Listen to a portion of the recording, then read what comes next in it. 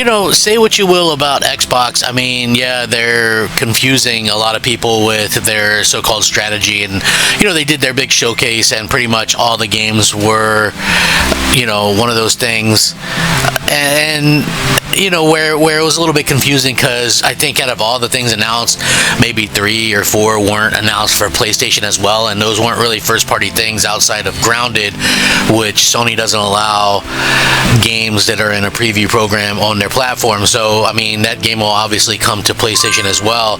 And then they were very, I thought, coy with the idea of, you know, having a game come to the platform like Clockwork Revolution. Like, that didn't even have an Xbox logo or anything, because that has no release date. So again, it wouldn't surprise me to see that you know, is something that happens in the future. You know, that game's gonna probably almost assuredly go to PlayStation. But Xbox does have some perks, including this one, which is surprising, and I want to get into it because I'm sure a lot of people maybe didn't even know about it. But let's get into it. I'm the Crap Gamer.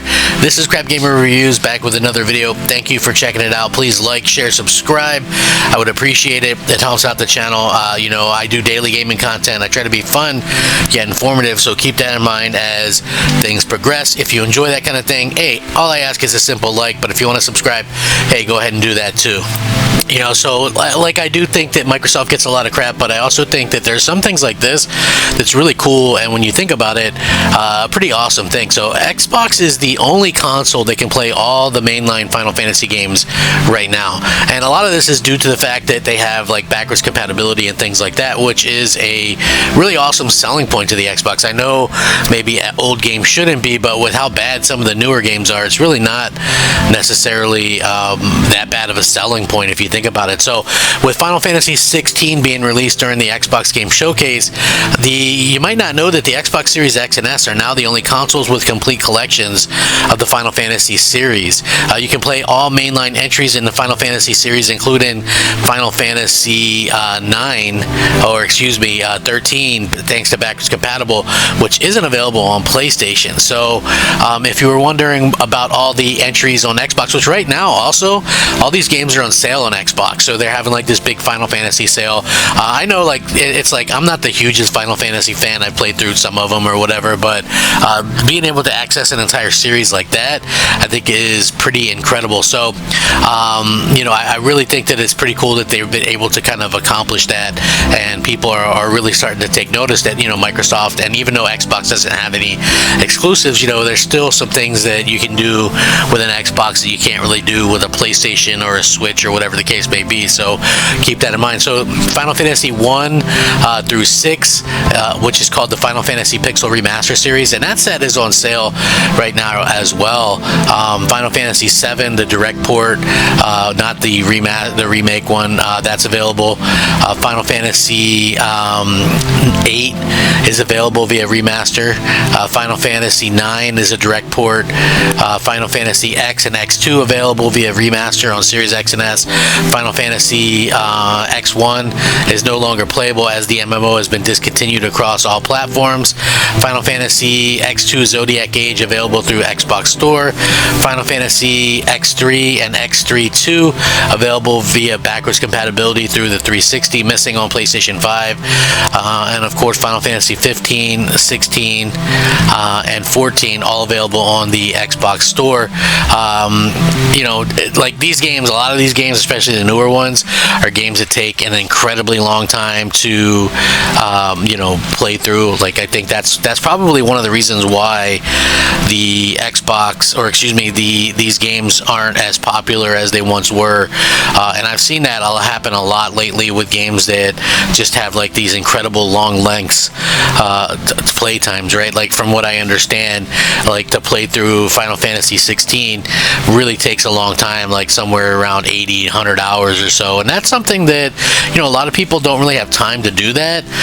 You know, I know for myself personally, I really enjoy, like, I like when I was younger, yeah, that would have been great, but at this particular age, you know, it's rough to be able to go out there and, you know, and just be able to spend that much time on a game, you know, and because my way of thinking is 100 hours, that should get me through, you know, 5 or 6 games. You know, that's how I kind of look at things.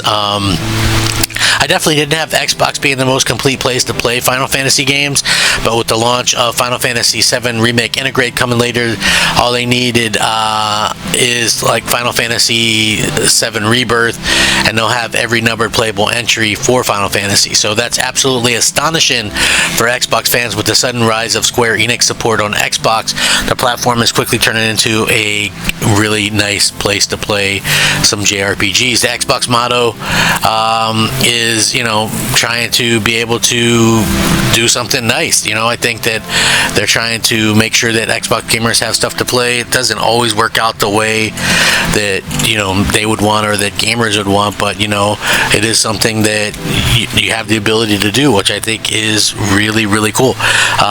At the end of the day, it really does kind of shine to be an Xbox fan right now. And like I said, I don't know what the future holds for the brand. I don't know what the future holds for the Xbox console itself. It doesn't really seem like there's a lot of hope for that through numerous different avenues or whatever the case may be. But even with that being said, it's still interesting to see that there's still some advantages and some things like this that definitely make it worthwhile to own an Xbox. And hey, bravo for that.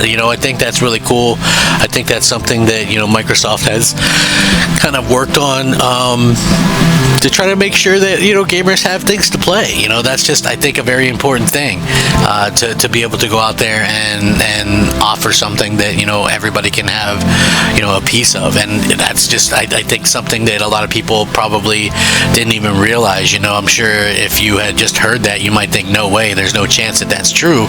But now we can kind of see that that is actually true, and that Microsoft is actually doing a really good thing here, making sure that gamers have a ton of these things to kind of play or whatever the case may be. So yeah, if you're looking to get into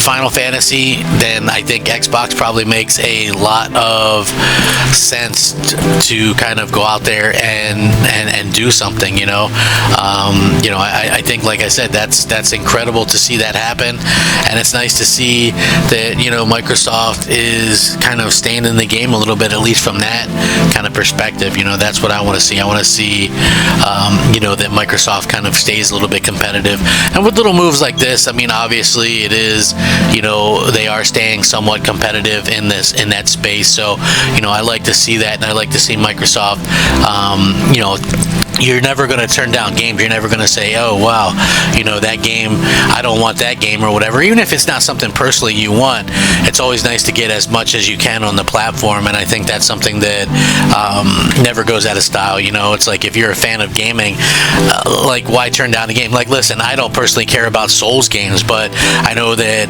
having them on the platform is helpful, and if you want a platform to survive, you better have as many different genres and types of games as you can possibly have. So I think that's probably where some of this comes into play. And again, it's just one of those things where I personally feel that Microsoft has some ground to make up, clearly, but at the same point in time, it's still nice to see that obviously they're making some strides in the proper direction. And just as an Xbox fan, it's nice to see. Now, I plan on picking up probably some of these games at some point, because believe it or not, out of all games, the Final Fantasy games are probably the ones that I own the fewest of. I think I own Final Fantasy VII Remake on PlayStation. I think I own, let me think, Final Fantasy 16 on PlayStation 5. Yeah, just like I'm just not I have never been a huge Final Fantasy guy, but again, some of them are interesting. In particular, I think some of the ones that were on the Super Nintendo, so like the Pixel remasters or something, are probably something I'll pick up, maybe even soon, since they're on sale, and then we'll just see what happens from that point on. Like I said, Microsoft has been making some strides. It's interesting to see how these things are kind of working out. Hopefully they continue to work out in favor of Xbox fans, because those are the people that deserve the best. Especially for the fans that stuck it out through thick and thin, despite the fact that Microsoft really kind of dropped the ball time and time again. And even though they kind of pulled the rug out from fans right now with stuff that's happening, it is nice to see that, hey, you know, there is some sunshine at the end of the tunnel there. So anyway, you guys interested in Final Fantasy? Are you guys planning to pick it up? You guys planning to play any of that stuff?